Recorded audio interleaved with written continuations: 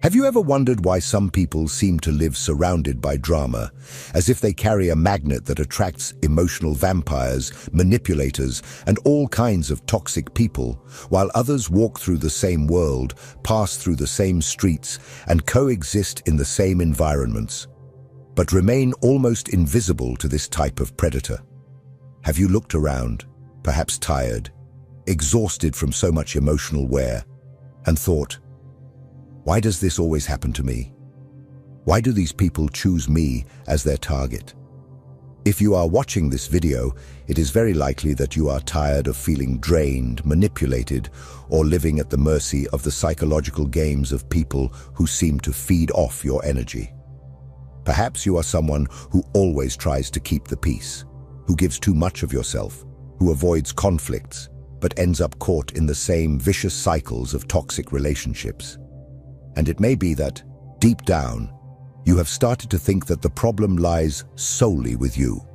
Because today, I want you to listen to me until the end. Because what we are going to talk about here could turn a key inside you. Carl Jung, the founder of analytical psychology, discovered something that most people don't even imagine. It's not just about luck, fate, or bad luck.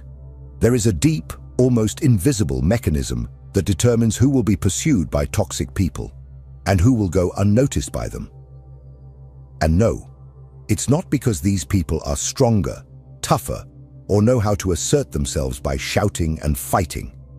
It's something much quieter and, precisely for that reason, much more powerful. Because toxic people are like emotional predators. They sniff out the emotional wounds that you still carry open within yourself. They are experts at detecting vulnerabilities, insecurities, fears that you often try to hide. And that is what makes you visible to them. The secret to becoming psychologically inaccessible is not in fighting against these people. It's not in shouting, cutting off relationships, or building giant walls around you.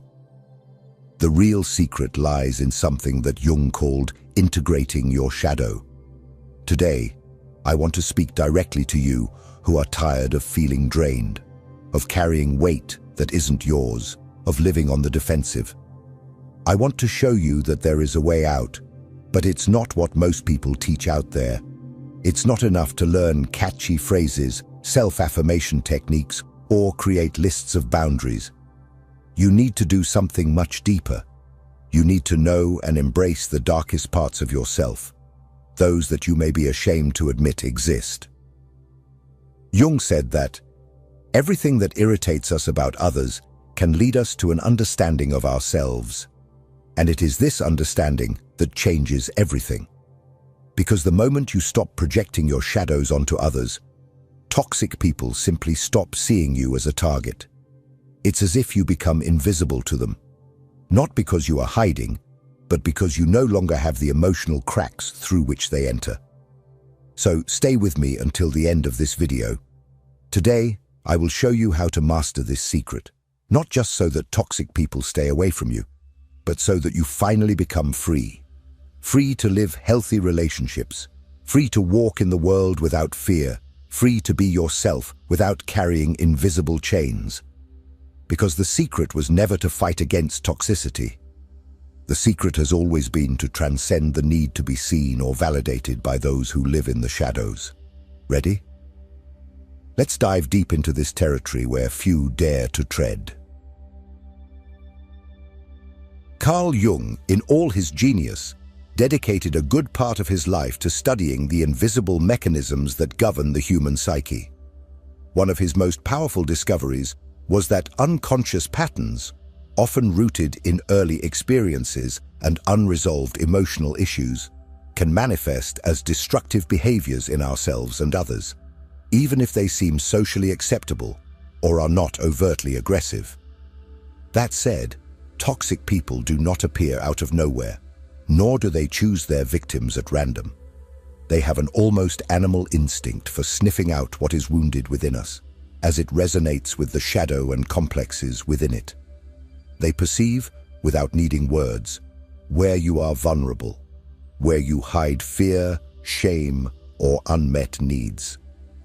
If you constantly find yourself caught up in dramas, in manipulative situations, in relationships where it seems you always have to prove your worth or defend your sanity, know that this does not happen because there is something wrong with you.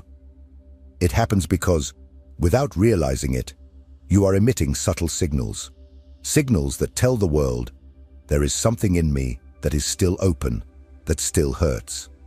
Jung called this projections.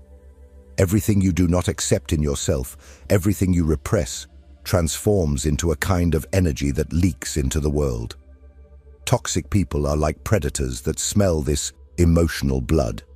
They approach those who are wounded because that is where they can exert power, control, and feed off the drama that consumes you from within. But Jung discovered something even more fascinating.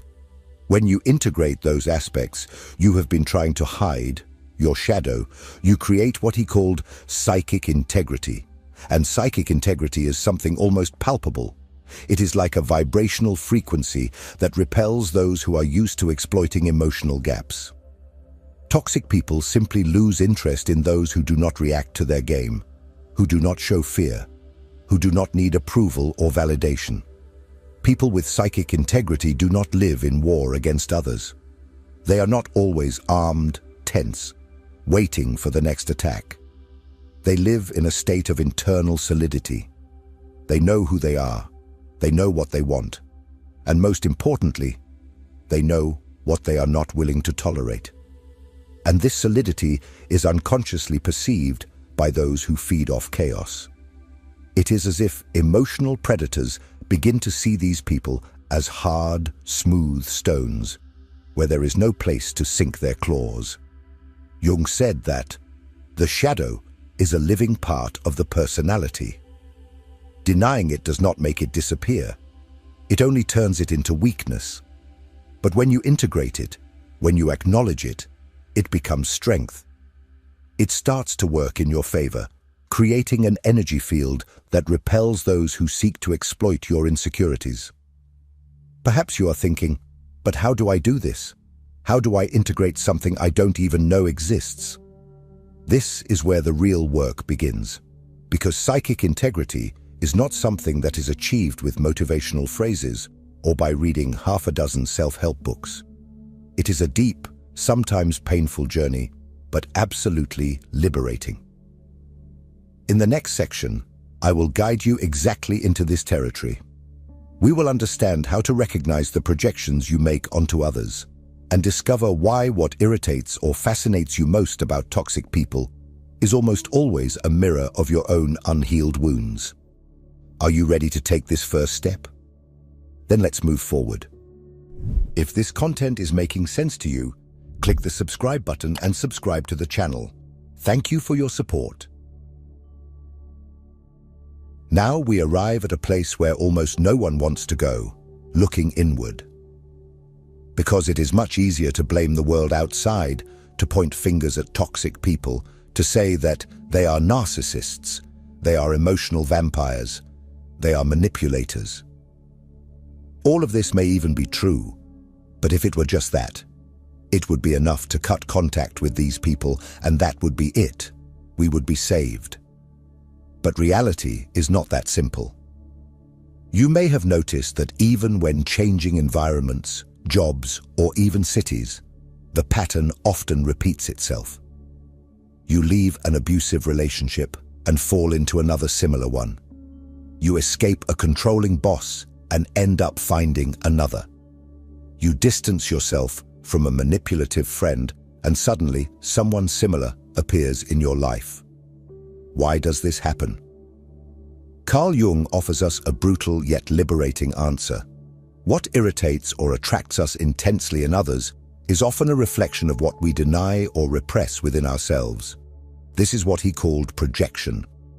Projection is when you take parts of yourself, parts that you cannot stand to see or admit, and stick them onto the image of another. Suddenly, that toxic person represents everything you hate or everything you secretly desire but are afraid to acknowledge. Think of someone who evokes anger, disgust, or even fascination in you. Ask yourself, what exactly bothers or attracts me so much about this person? Perhaps you hate their selfishness, authoritarianism, or manipulativeness. But if you look deeper, you may realize that there is a part of you that also wants to set boundaries, that also desires power, that also wants to be heard without having to ask for permission. Perhaps this part of you was repressed long ago, in childhood, when you were told that feeling anger was wrong, that wanting attention was ugly, that speaking your mind was dangerous. So you learned to bury those impulses. And every time you encounter someone who lives that shadow without guilt, an explosive reaction arises, hatred, repulsion, or even an irresistible attraction. Jung said that only with the transformation of the individual's attitude will the psychology of the nation begin to transform. What he means is that if you do not look inward, if you do not discover which of your wounds are open, you will continue to send signals to the world saying, here there is pain, here there is insecurity, here there is fear. And toxic people can smell that. They approach precisely where they sense vulnerability. Recognizing your projections is not easy. It is painful to admit that often what makes you a victim is also related to something within you. But it is precisely at this point that your power lies. When you ask yourself, with brutal honesty, what is this person reflecting in me? You begin to pull back that energy that was scattered throughout the world. You stop wasting strength trying to change others and start transforming it into self-knowledge. It is not about blaming yourself for the actions of toxic people. Far from it.